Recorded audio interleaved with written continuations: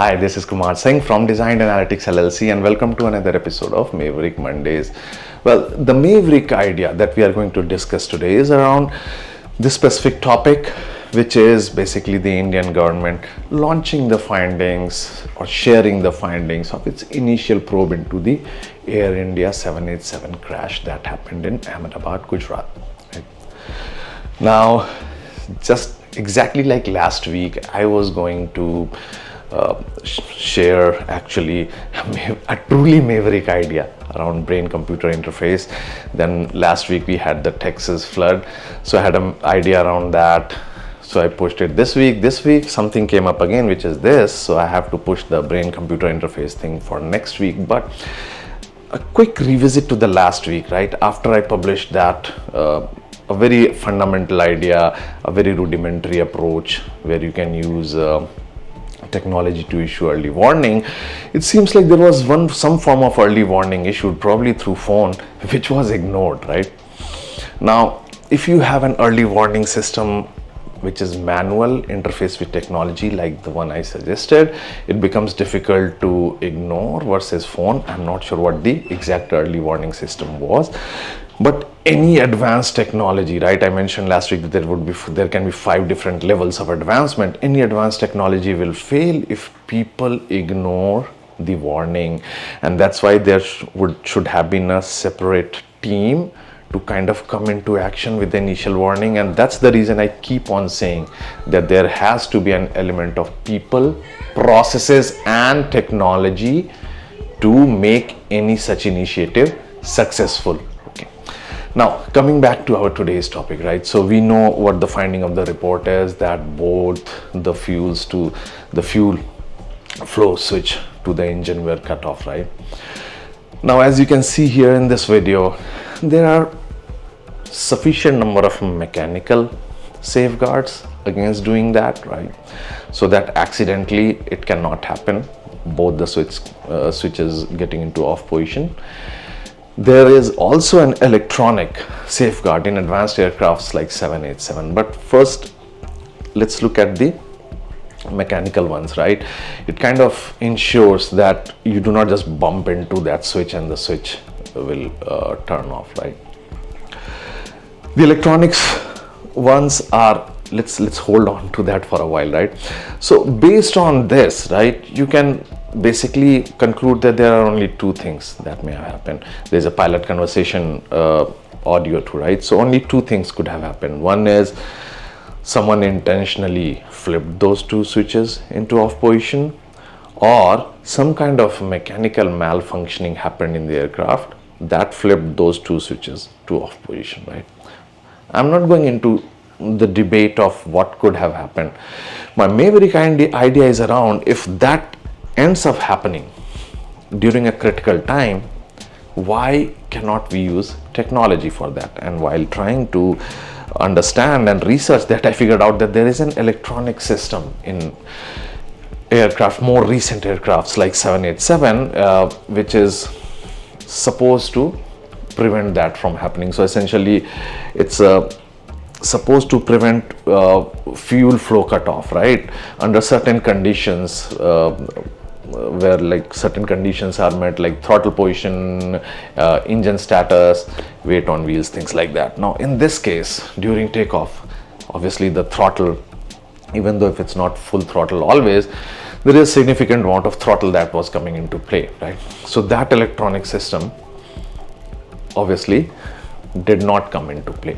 Now why it did not come into play, I'm believing that it's designed more around alerting basically the pilots under different circumstances to stop these things from happening. But pilots or anyone still may have a override option, and in case of mechanical failure, like where a failure happens and these 2 switches go into off position, that would also be considered an override for the electronic system, and that's why it did not come into play, right?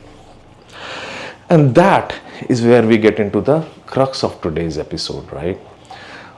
Why can't we have an advanced system aided by AI in today's age, right, which can easily use many of the advanced electronics on these flights to take control in these situations, right? Now remember, aircraft industry has been pioneers in some of the electronics used in transportation. It's also a form of transportation, so much so that many of the self-driving functions, features and functionalities are called autopilot, because autopilot was first introduced in aviation aircrafts. They have this advanced technology. It seems since the AI age proliferated since last decade, that technology has not taken a significant leap. And it's kind of interesting if you think we are working on building capabilities so that we can manage a manufacturing asset like a boiler, right, in real time to prevent failure. But we yet do not have a fully functional onboard real-time AI assistant to basically take over. We just did not transition the autopilot to the next level into the AI age. And it's not difficult to build, considering the different type of sensors and the data that's already being collected by computer on board. Obviously there needs to be a hardware modification, but the need of the hour is to have a digital twin, right? So for example, the electronics, the system, I don't remember the exact name of the system that's supposed to prevent fuel flow cutoff, which did not basically come into play, looks at different aspects, right? You can expand that, and an AI on board would have decided as soon as these switches flipped, whether done by a person or because of mechanical failure, right? The whole functionality of the switch gets cut off, and the computer on board then takes over. The AI makes the decision and kind of reinserts the fuel, right? Because see, at the end of it, these switches eventually are basically managing some sort of like intake valve and things like that. I didn't do a deep research into that, but that all those aspects are also electronically controlled and monitored by computer on board. So that's the reason I say that actually building an AI digital twin for an aircraft is relatively much easier. Now think about this from Boeing's perspective. With all the recent troubles, if it's able to build something like that, showcase it to the people and to the industry how effective it is, right? Just imagine the kind of damage control and rebuilding of faith and trust this one piece of technology designed beautifully around people, processes and technology, integrating the pilots into play, can do to its brand as well, right? So I think it's high time that there is this true AI enabled backup on aircrafts, right, which is very much possible by today's technology. Now there's another play to it, a futuristic one, right? A futuristic one that can kind of develop in tandem with the air traffic control upgrade that is happening across the United States, right? And think 9/11, right? The unfortunate incident that happened.